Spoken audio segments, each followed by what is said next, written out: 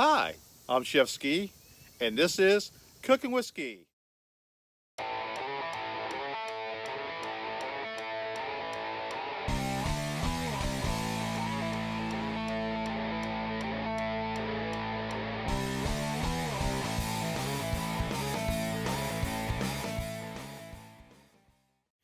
Hello, and today I'm going to be doing a New York strip steak on the Weber Kettle.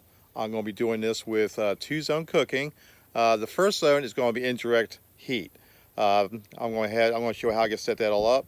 But what we're going to do with the steak is that we're going to go put it on indirect heat first. I'm going ahead and bring it on up to about 90 degrees. When I get up to about 90 degrees, I'm going to go ahead and flip it. And then I'm going to cook it the other side, and we're going to bring it on up to about 115 degrees. At that point is when I'm going to go ahead and switch it on over and move it over to searing. And when I'm going to do that, I'm going to go ahead and bring the kettle on up. Go ahead and put some more coals into it, get the kettle up to about 375 to 400 degrees. I'm going to put the steaks right on top of the coals, and we're going to do that one side for about a minute and a half. I'm going to flip it. The other side is going to be about a minute, and the internal temperature that I'm looking for a medium rare is going to be about 125 degrees. When I get that, then I'm going to go ahead and pull it. I'll let it rest for about 10 minutes, and I also have a bacon blue cheese compound butter that I've already made up, and I'll do a video on that later. I'm also going to be doing a baked potato on this, so I'll be starting the baked potato first. That's going to take about an hour on the grill, so I'll be starting that first, and I'll be coming back and doing the video for the steak. The potato will already be there, so you actually see both of those. So when I come on back, I'll go ahead and start up the cooking. And this is Cooking with Ski, and this is going to be inverse sear, direct cooking of a New York strip steak with a baked potato on the Weber Kettle. Okay, so I'm back, and what we're looking at right now, as I zoom in, this is that New York strip steak that I got. You can see the marbling on it, gorgeous marbling. And right next to it, right, this is the seasoning I'm going to be using onto it. So actually what I'm going to be doing is, since it's come out to room temperature, is I'm going to go ahead and season it up.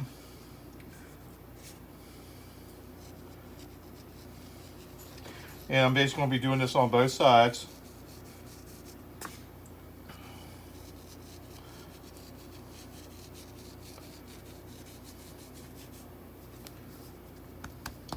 Patting that down, doing the same thing. Yeah, I can see it's got a little bit of blemish there. That's all right. And then I'm going to go ahead and check out on the grill. Let me make sure I got that. And then when I come back, I'll continue. Okay, so as you can see now, I've done set this up for indirect cooking. I've removed that second basket that was over here on the left. The only basket I got left now is on the right. So what I'm getting ready to do is I'm going to go ahead and take the steak that I've seasoned up, and we're going to go ahead and put it all the way back here on the back. So as you can see, I've got the steak back there. That's indirect cooking. So we're actually going to start out here. As I was talking about earlier, we're going to go ahead and get this up to about 90 degrees. Then I'm going to flip it, get it up to about 115 on the other side, and then we're going to be moving it over here, which is going to be the searing side. And we're going to do that until we get up to 125 degrees, which would be, pull it about 120, because it'll come up about another 5-6 degrees. So we'll get that medium rare. So I'll be right on back once we go ahead and get that done.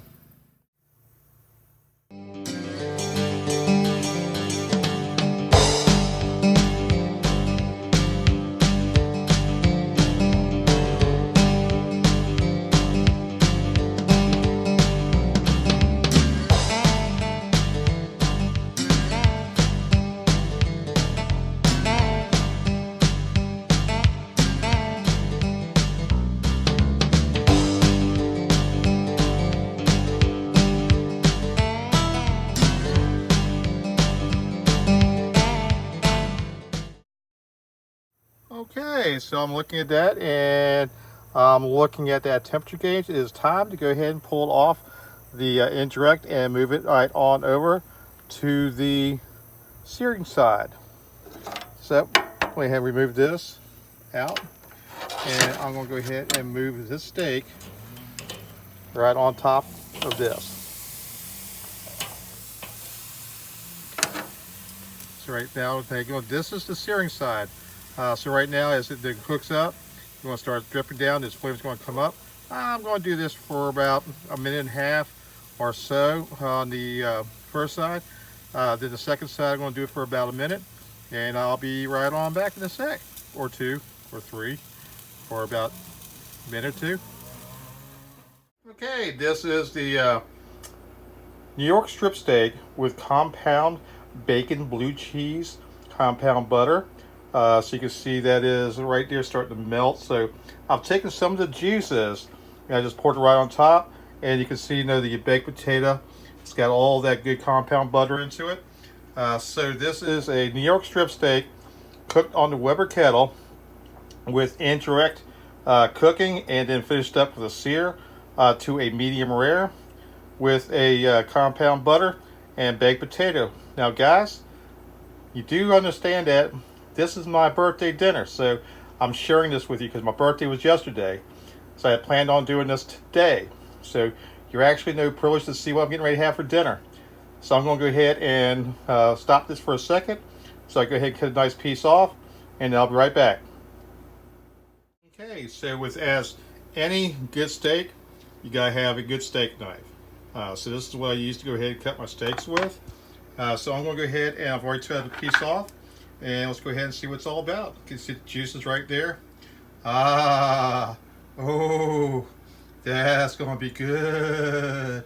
Yeah, a little closer to medium rare, rare to medium rare.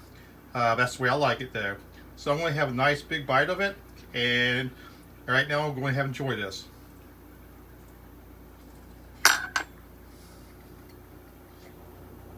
Yeah, it is really good. So guys, this is no that seasoning I put on it is really on point. The compound butter, the bacon, the blue cheese, everything is right, just melting in my mouth. So if you do anything, this is the way to go. So I'm gonna go ahead and let you go because this is my birthday dinner. Me and the pups, we're getting ready to enjoy. So I do want to thank you for watching. If you like this, hit the subscribe button and the little bell, and you'll get more of my videos on how to and enjoy it.